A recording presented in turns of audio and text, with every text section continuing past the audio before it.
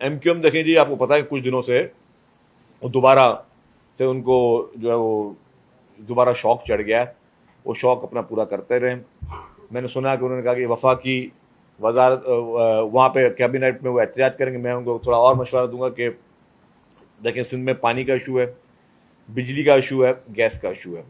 Load shedding के electric भी कर रही है, एस्को भी कर रही है, सबको भी कर रही है। गैस की लोड शेडिंग चल रही है, पानी की इशू है। एमक्यू में इस बार थोड़ी हिम्मत दिखाए और ना सिर्फ ये कि एहतजाज ना करे, वजारतें छोड़ दे वफाकी हुकूमत से। वो हुकूमत से अलहदगी का ऐलान करे जो कि उनको सूट करता है, कुछ करके दिखाएं। पहले मतलब मुझे याद है कि 1 रुपये पेट्रोल की कीमत बढ़ती थी तो ये हुकूमतें छोड़ देते थे। अभी 200 रुपये भी बढ़ गई तो वो वैसे के वैसे रहे। अभी भी ये उनका, मैं समझता हूँ, पॉलिटिकल स्टंट है।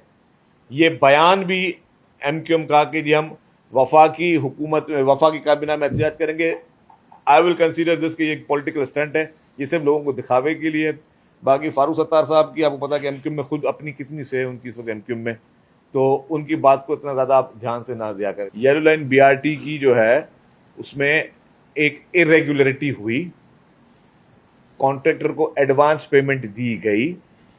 जब हमने उस पीडी को हटाया तो उसके बाद एक दूसरे पीडी जब उसको रखा, उस पीडी ने निशानदेही की कि जी यहाँ पे एज पर कॉन्ट्रैक्ट पैसे नहीं दिए गए, उससे ज़्यादा पैसे दिए गए हैं। 7.5 अरब रुपए की पेमेंट है जो कि कॉन्ट्रैक्ट से ज़्यादा होकर दी गई। तो जैसे मुझे उन्होंने बताया तो मैंने इमीडिएटली वो पूरे अपने सेक्रेटरी ट्रांसपोर्ट को भेजा। मैंने चीफ सेक्रेटरी साहब को बताया, चीफ मिनिस्टर साहब को बताया, और फिर हमने राइटिंग में लेटर लिखा। उस पर हमने राइटिंग में लेटर लिखा कि जी ये इस तरह की चीज़ें हुई है, और हमने 30 मार्च को लिखा चीफ सेक्रेटरी को कि जिस पे गवर्नमेंट एक्शन ले। फिर एंटी करप्शन डिपार्टमेंट ने उस पर एक्शन लिया, उस शख्स को गिरफ्तार किया। तो ये आप देखें कि अगर कहीं पे कोई इस तरह की चीज़ें हो रही तो हुकूमत खुद जो इंटरवीन कर रही है और हुकूमत खुद एक्शन ले रही है। ट्रांसपोर्ट महकमा खुद मुद्दई है और उसी ने कंप्लेंट दाखिल की है, और 30 को मैं आपको लेटर भी दे दूंगा कि 30 मार्च को सेक्रेटरी ट्रांसपोर्ट ने चीफ सेक्रेटरी को राइटिंग में जो है वो लेटर लिखा है कि जी हमें इस पर हमें एक्शन लिया जाए।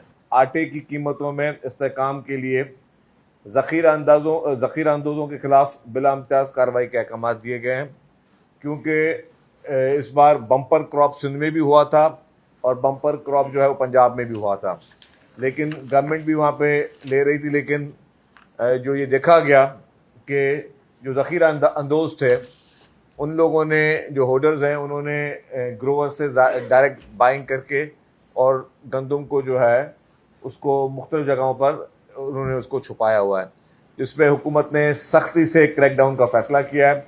आपने बात की कि गैर मुल्की 2 ख़वातीन का के साथ ज़्यादती का इशू है, ये बहुत ही अफसोसनाक वाक़या है। इसकी जितनी भी मज़म्मत की जाए वो कम है, और मैं समझता हूँ कि हर शख्स जो है उसकी वो मज़म्मत कर रहा है। और पंजाब गवर्नमेंट ने प्रॉम्प्ट एक्शन भी लिया है, गिरफ्तार भी लोग किए हैं। जहाँ से आपने उसका नाम लिया, देखिए किसी भी, मैं एक चीज़ जनरल कह रहा हूँ, इसको भले आप किसी उस पर ना लें, अगर कोई भी शख्स है वो जिम्मेदार अपने एक्ट का खुद होता है कि जी अगर उसका ये जोड़ा जाए कि जी वो किसी का रिश्तेदार है तो फिर उसको हम ज़्यादा, तो जिसका रिश्तेदार है उसको भी आप करें। आजकल के दौर में हर इंसान मसरूफ़ होता है, हर कोई अपने अपने अपनी ज़ात की जिम्मेदारी रखता है।